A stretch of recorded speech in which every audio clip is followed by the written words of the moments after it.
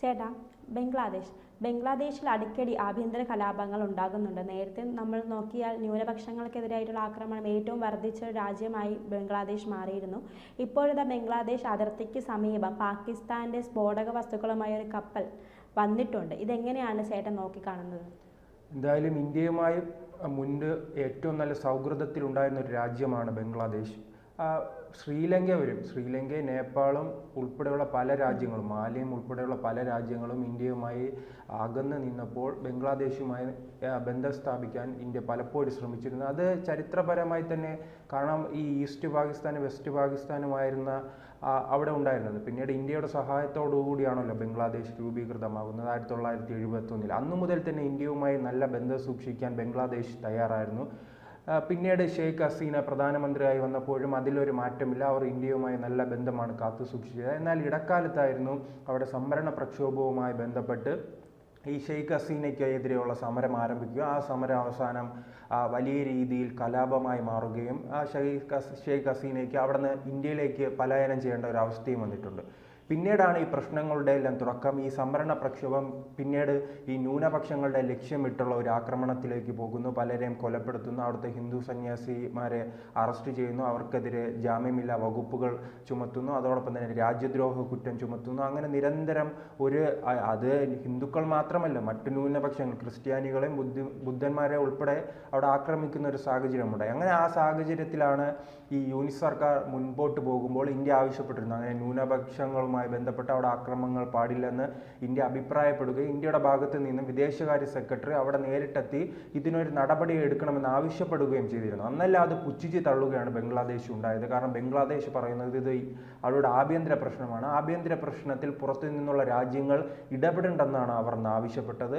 എന്തായാലും പിന്നീട് അനാവശ്യമായ പല വിവാദങ്ങളും ഉണ്ടാക്കുവാൻ, അനാവശ്യ പ്രസ്താവനകളുമായി രംഗത്ത് വരുവാൻ എന്തായാലും യൂനിസിൻ്റെ അവിടുത്തെ കാവൽ സർക്കാരിൻ്റെ നായകനായ യൂനിസിൻ്റെ കൂടെ നിൽക്കുന്ന ഒരു ശ്രമം നടത്തിയിരുന്നു. അവർ ഈ സമൂഹ മാധ്യമങ്ങളാണ് പ്രധാനമായി ഉപയോഗിച്ചത്. അവർ പറയുന്നത് ഇന്ത്യയിലെ ചില ഭാഗങ്ങൾ, ബീഹാറും അതോടൊപ്പം തന്നെ ബംഗാൾ, ഒഡീഷ അടക്കമുള്ള പ്രദേശങ്ങൾ തങ്ങളുടെ ഭാഗമാണെന്ന വിവാദ പ്രസ്താവനയും അവർ രംഗത്തെത്തിയിരുന്നു. അതോടൊപ്പം തന്നെ ഡ്രോൺ ഉൾപ്പെടെയുള്ളവ ഈ അതിർത്തി പ്രദേശങ്ങളിൽ വിന്യസിക്കുന്ന സാഹചര്യമുണ്ട്. ഇതെല്ലാം ഇന്ത്യയെ പ്രകോപിപ്പിക്കുക എന്നതാണ്. കാരണം അങ്ങനെ ഒരു രാജ്യം, ഇന്ത്യ ഒരു അക്രമ രാജ്യമായി ലോകത്തെ ചിത്രീകരിക്കുക. കാരണം ഇപ്പോൾ തന്നെ ഈ റഷ്യ യുക്രൈനുമായി അല്ല യുദ്ധം നടക്കുമ്പോഴും നരേന്ദ്രമോദിക്ക് അവിടെ എത്തി യുദ്ധം വേണ്ട എന്ന് പറയാനുള്ള സാഹചര്യം ഒരുക്കുന്നത് ഇന്ത്യ അങ്ങനെ യുദ്ധത്തിൽ പങ്കെടുക്കുന്ന രാജ്യമല്ല. ഇന്ത്യ സമാധാനം ആഗ്രഹിക്കുന്ന രാജ്യമായാണ് ലോകത്തെ എല്ലാവരും നോക്കിക്കാണുന്നത്.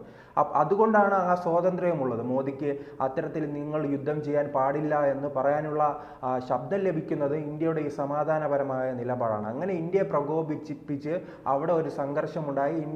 ഇന്ത്യയുടെ ഭാഗത്തു നിന്നും ഒരു ആക്രമണമാണ് അവർ ലക്ഷ്യമിടുന്നത്. കാരണം ഒരു ഇരവാദം ഉന്നയിക്കുകയാണ് അവരുടെ അവസ്ഥ. കാരണം ഇസ്രയേലിൽ കാണുന്നുണ്ടല്ലോ, ഇസ്രയേലിൽ ഒക്ടോബർ 7 ഹമാസിന്റെ ഭാഗത്തു നിന്നും ഒരു ആക്രമണം ഉണ്ടാകുന്നത്. അതിനുശേഷമാണ് വലിയ രീതിയിലുള്ള തിരിച്ചടി ഉണ്ടാകുന്നത്. അപ്പോൾ ഇരവാദം പിന്നെ പറഞ്ഞിട്ട് കാര്യമില്ലല്ലോ. അതേ സമാനമായ ഒരു സാഹചര്യമാണ് ബംഗ്ലാദേശിലും ഉണ്ടാകുന്നത്. ബംഗ്ലാദേശ് ഇന്ത്യയെ പ്രകോപിപ്പിക്കുക, ഇന്ത്യയുടെ ഭാഗത്ത് നിന്ന് എന്തെങ്കിലും തിരിച്ചടി ഉണ്ടാകുകയാണെങ്കിൽ ഇരവാദം ഉന്നയിക്കുകയാണ് അവരുടെ ലക്ഷ്യം. ആ അടിസ്ഥാനത്തിലാണ് ഇപ്പോൾ അവർ മുന്നോട്ട് പോകുന്നത്. അതിൽ ഏറ്റവും അപകടകരമായ മറ്റൊരു അവസ്ഥ വന്നിരിക്കുന്നത്, തുടക്കം മുതൽ തന്നെ ഇവർ 2 ദിവസം മുൻപ് ചില വാർത്തകൾ വന്നിരുന്നു. ഈ പാകിസ്ഥാൻ സൈനികർ ബംഗ്ലാദേശിലെത്തി ബംഗ്ലാദേശ് സൈനികർക്ക് ഇത്തരത്തിലുള്ള സൈനിക പരിശീലനം നൽകുമെന്ന വിവരങ്ങൾ പുറത്തു വന്നിരുന്നു. അപ്പോഴെല്ലാം പറഞ്ഞിരുന്ന കാര്യമായിരുന്നു, ഈ വിദേശകാര്യ വിദഗ്ധർ ഉൾപ്പെടെ ഉള്ളവർ പറഞ്ഞിരുന്നതായിരുന്നു, ഇതെല്ലാം ചെയ്യുന്നത് ഇന്ത്യയെ ലക്ഷ്യമിട്ടാണ്. ഇന്ത്യക്ക് എങ്ങനെയെങ്കിലും ഒരു പണി കൊടുക്കുക എന്നത് പാകിസ്ഥാന്റെ പ്രധാനപ്പെട്ട ഒരു ലക്ഷ്യമാണല്ലോ. പാകിസ്ഥാനും ചൈനയുടെ ലക്ഷ്യമാണ് ഇന്ത്യയെ എങ്ങനെയെങ്കിലും പ്രകോപിപ്പിക്കുക. അങ്ങനെ ഇന്ത്യ യുദ്ധത്തിലേക്ക് കടക്കുകയാണെങ്കിൽ ഇന്ത്യ വലിയ രീതിയിൽ ഇപ്പോൾ സാമ്പത്തികമായി മുന്നേറുകയാണ്. അതിനെല്ലാം വലിയ തിരിച്ചടി ഉണ്ടാകും. അതുകൊണ്ടാണ് ഇപ്പോൾ അങ്ങനെ ഒരു എല്ലാ രാജ്യത്തും അങ്ങനെയാണ്. ഈ സാമ്പത്തികമായി മുന്നേറുകയാണെങ്കിൽ, അങ്ങനെ മുന്നേറ്റം ഉണ്ടാകുന്ന രാജ്യത്ത് ഇത്തരം യുദ്ധങ്ങൾ വരികയാണെങ്കിൽ അവർ സാമ്പത്തികമായി പിന്നോട്ട് പോകും. കാരണം ഈ രാജ്യങ്ങളുടെ സമ്പത്ത് മുഴുവൻ ആ യുദ്ധത്തിന് മുടക്കേണ്ട ഒരു അവസ്ഥയാണ്. അത് മാറ്റുവാൻ വേണ്ടിയാണ് ഇന്ത്യ യുദ്ധങ്ങളിൽ നിന്ന് മാറി നിൽക്കുന്നത്. പക്ഷേ ഏറ്റവും പ്രധാനപ്പെട്ട ഇപ്പോൾ ഒരു കാര്യം വന്നിരിക്കുന്നത്, ഇന്ത്യയുടെ ബംഗ്ലാദേശിൻ്റെ സമീപ പ്രദേശമായ ചിറ്റഗോങ്ങിൽ പാകിസ്ഥാനിൽ നിന്നുള്ള സ്ഫോടന വസ്തുക്കൾ എത്തിച്ചിട്ടുണ്ട്. കഴിഞ്ഞ ഡിസംബർ 21-നായാണ് ഇത്തരം സ്ഫോടന വസ്തുക്കൾ എത്തിച്ചിരിക്കുന്നത്. വലിയ രീതിയിലുള്ള സ്ഫോടന സാധ്യതയുള്ള വസ്തുക്കളാണ് അവിടെ എത്തിച്ചിരിക്കുന്നത്. ഈ ഷെയ്ഖ് ഹസീനയുടെ പാർട്ടിയുണ്ട് അവാമി ലീഗ്. അപ്പോൾ അവാമി ലീഗിൻ്റെ ഫേസ്ബുക്കിലൂടെയും സോഷ്യൽ മീഡിയയിലൂടെയാണ് ഈ ചിത്രങ്ങൾ പുറത്തുവിട്ടിരിക്കുന്നത്. അവർ തന്നെ കൃത്യമായി പറയുകയാണ് ഇത് ഇന്ത്യയെ ലക്ഷ്യമിട്ടാണ്, ഇന്ത്യയുടെ വടക്കുകിഴക്ക് പ്രദേശങ്ങളെ ലക്ഷ്യമിട്ടാണ് ഇത്തരം പ്രവർത്തനങ്ങളുമായി മുന്നോട്ട് പോകുന്നതെന്ന് അവാമി ലീഗും പറയുന്നുണ്ട്. എന്തായാലും വലിയ രീതിയിലുള്ള കണ്ടെയ്നറിലാണ് ഈ സ്ഫോടന വസ്തുക്കൾ വന്നിരിക്കുന്നത്. അതിന് പിന്നാലെ വലിയ അവിടെ നാവികസേനയിലെ ഇത് പിടിച്ചെടുക്കുന്ന ഒരു സാഹചര്യം ഉണ്ടായി. ഇത്തരം കണ്ടെയ്നർ സ്ഫോടന വസ്തുക്കളുമായി ബന്ധപ്പെട്ട കണ്ടെയ്നർ വരിക, അതിൽ തന്നെ എഴുതിയിട്ടുണ്ട് ചുവന്ന അക്ഷരത്തിൽ സ്ഫോടന വസ്തുക്കളാണെന്ന രീതിയിൽ കൃത്യമായി തന്നെ അവർ രേഖപ്പെടുത്തിയിട്ടുണ്ട്. ഇത് കറാച്ചിയിൽ നിന്നും വന്നതാണ്, പാകിസ്ഥാനിലെ കറാച്ചിയിൽ നിന്നും വന്നതാണ്. അപ്പോൾ തന്നെ നമുക്ക് വ്യക്തമാകും, കാരണം ഈ കറാച്ചിയിൽ നിന്നും ഇത്തരം സ്ഫോടക വസ്തുക്കൾ വരണമെങ്കിൽ ഇന്ത്യയെ ലക്ഷ്യമിട്ട് അങ്ങനെ ഇന്ത്യ ആക്രമിക്കുക, ഇന്ത്യയെ പ്രകോപിപ്പിക്കുക എന്നൊരു ലക്ഷ്യം കൂടിയാണ് പാകിസ്ഥാൻ്റെ രീതിയിൽ.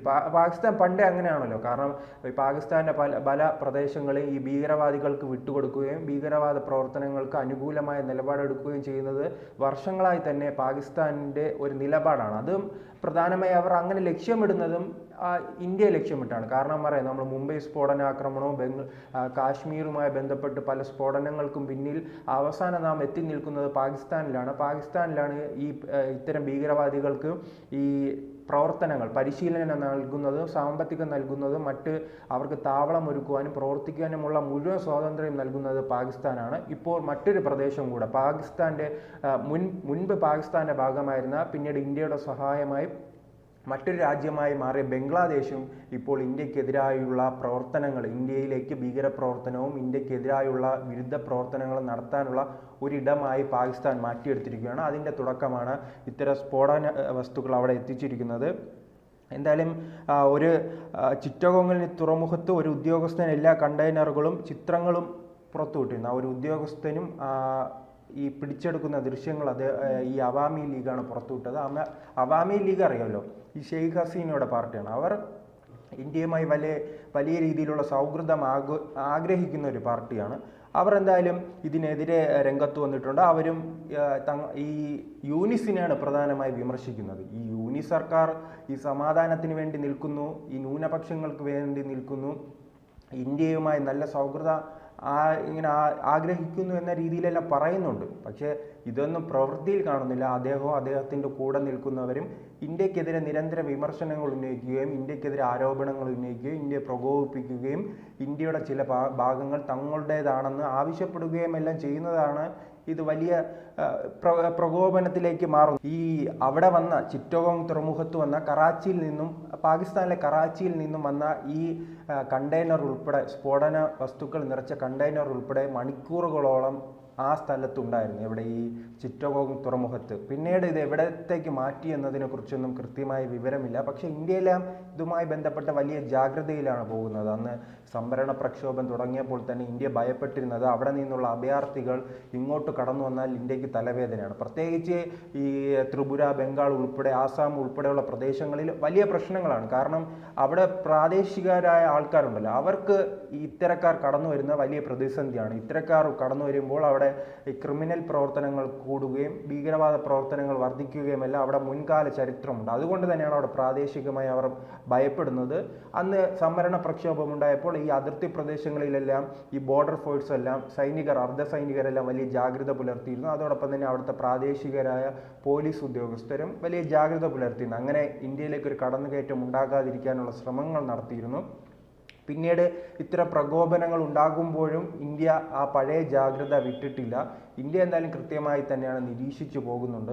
കാരണം അജിത് ഡോവലുമായെല്ലാം ബന്ധപ്പെട്ട് കൃത്യമായി തന്നെ ഇന്ത്യ ബംഗ്ലാദേശിൻ്റെ നീക്കങ്ങൾ നിരീക്ഷിക്കുകയാണ്. പക്ഷേ ബംഗ്ലാദേശ് ഇപ്പോൾ എന്തായാലും ഇന്ത്യക്കെതിരായി മാറിയിരിക്കുകയാണ്. പാകിസ്ഥാനോടൊപ്പം ചേർന്ന് ഇന്ത്യയുമായി വളരെ സൗഹൃദപരമായ ഒരു രാജ്യമായിരുന്നു ബംഗ്ലാദേശ്. പക്ഷേ മറ്റൊരു കാര്യം ശ്രദ്ധിക്കാനുള്ളത്, ഈ ഒരു 10 വർഷത്തിനിടയ്ക്ക് നോക്കിയാൽ ഇന്ത്യയുമായി എതിർക്കുവാൻ പല രാജ്യങ്ങളും വന്നിട്ടുണ്ട്. ശ്രീലങ്കയും മാലിദ്വീപും അടക്കമുള്ള പല അതോടൊപ്പം തന്നെ നേപ്പാൾ ഉൾപ്പെടെ ഇന്ത്യയുടെ അതിർത്തി പ്രദേശമായ ഇന്ത്യയുടെ സഹായത്തോട് കഴിയുന്ന നേപ്പാൾ ഉൾപ്പെടെയുള്ളവർ കഴിഞ്ഞ കാലങ്ങളിൽ ഇന്ത്യക്കെതിരെ സംസാരിച്ചിരുന്നു. പക്ഷേ അവരെല്ലാം അവസാന ഘട്ടത്തിൽ അതിനെല്ലാം പിന്നിൽ നിൽക്കുന്നത് ഒന്നെങ്കിൽ പാകിസ്ഥാൻ അല്ലെങ്കിൽ ചൈനയായിരിക്കും. ഈ ചൈനയുടെ സാമ്പത്തിക സഹായവും പാകിസ്ഥാന്റെ ഈ ചെറിയ മറ്റ് സഹായങ്ങൾ കൊണ്ടാണ് ഈ രാജ്യങ്ങളെല്ലാം ഇന്ത്യക്ക് തിരിയുന്നത്. പക്ഷേ തങ്ങളുടെ ഈ ആനുകൂല്യങ്ങളും തങ്ങളുടെ ആവശ്യങ്ങൾ കഴിയുമ്പോൾ ചൈന ഈ രാജ്യങ്ങളെ വലിച്ചെറിയുന്നതാണ് കണ്ടത്. പിന്നീട് എന്തായാലും ഈ രാജ്യങ്ങളെല്ലാം ഇന്ത്യക്ക് അനുകൂലമായി തന്നെ വരുന്നൊരു കാഴ്ചയുണ്ട്. അത് നാം അവസാന ഘട്ടത്തിൽ മാലിയുമായി ബന്ധപ്പെട്ട് ഉൾപ്പെടെ ഒരു കാണുന്ന പശ്ചാത്തലമുണ്ട്. കാരണം ഈ മാലിയെല്ലാം ഇന്ത്യയെ വലിയ രീതിയിൽ വിമർശിക്കുകയും മോദിക്കെതിരെ സംസാരിക്കുകയും ഇന്ത്യയുടെ ചില നയങ്ങൾക്കെതിരെ സംസാരിക്കുകയും അതോടൊപ്പം തന്നെ അവിടെ ഈ ഇന്ത്യയുടെ സൈനികർ തമ്പടിച്ചിരിക്കുകയായിരുന്നു. ഒരു 100-ലധികം സൈനികർ എല്ലാ കാലത്തും മാലിയിൽ ഉണ്ടായിരുന്നു. പിന്നീട് ഈ മാലി ആവശ്യപ്പെടുകയാണ് ഈ ഇന്ത്യയുടെ സൈനികർ തങ്ങളുടെ രാജ്യം വിട്ടു പോകണമെന്ന ആവശ്യം ഉന്നയിക്കുകയെല്ലാം ചെയ്തിട്ടുണ്ട്. പക്ഷേ അവസാനമെല്ലാം നാം എന്താണ് കണ്ടത്? പിന്നീട് കണ്ടത് ശ്രീലങ്ക അതോടൊപ്പം തന്നെ മാലദ്വീപും അടക്കമുള്ള രാജ്യങ്ങൾ ഇന്ത്യയോട് സൗഹൃദം ഇങ്ങോട്ട് അപേക്ഷിച്ച് വരുന്ന ഒരവസ്ഥയുണ്ട്. അത്തരത്തിലൊരു അവസ്ഥയായിരിക്കും ബംഗ്ലാദേശിനും ഉണ്ടാകുക. അല്ലാത്ത പക്ഷം അവിടെ ജമാഅത്തെ ഇസ്ലാമിയുടെ മറ്റ് ഭീകര പ്രവർത്തനങ്ങളുടെ ഒരു താവളമായി മാറി സാമ്പത്തികമായി വളരെ മുന്നിൽ നിൽക്കുന്ന ഒരു രാജ്യമാണ് ബംഗ്ലാദേശ്. അത് ഒരു മിഡിൽ ക്ലാസ് എല്ലാം ജനങ്ങളുള്ള ഒരു പ്രദേശമായിരിക്കും. ആ പ്രദേശം എന്തായാലും ഇത്തരം ഭീകരവാദികൾക്ക് താവളമൊരുക്കി ഒരു സംഘർഷ മേഖലയാക്കുകയാണെങ്കിൽ മറ്റൊരു അഫ്ഗാനിസ്ഥാനായിരിക്കും ആ രാജ്യം അധപ്പതിക്കുക.